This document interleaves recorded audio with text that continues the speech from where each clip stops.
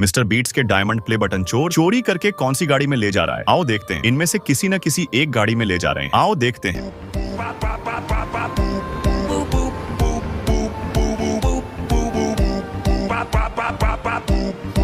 मुझे लगता है यही गाड़ी है। आज इस गाड़ी और इस चोर का पापड़ बना दूंगा, मगर उसे देखने से पहले। बेटा, मुझे देखकर इग्नोर मत करना। इस बार जो भी एग्जाम में पास होना चाहते हैं मैं उन्हें पास कर दूंगी, लेकिन मेरा भी एक काम करना होगा। इस वीडियो को लाइक और चैनल को सब्सक्राइब करके अपने 5 सच्चे मित्र को शेयर करके कमेंट में जय मां सरस्वती लिख देना। इस गाड़ी और चोर का पापड़